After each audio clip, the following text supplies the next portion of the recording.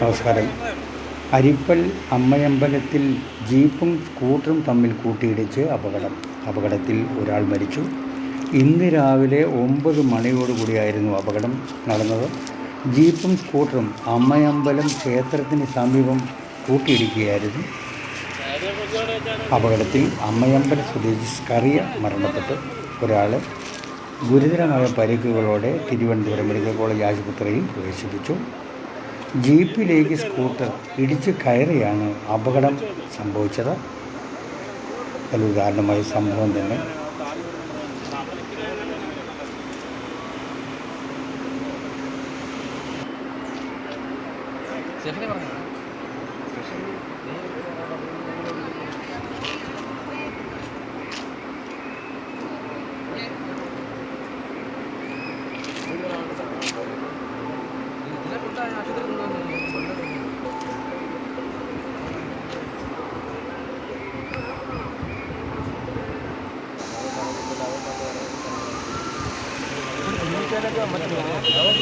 അപ്പോഴത്തേക്ക് വണ്ടി വന്നു.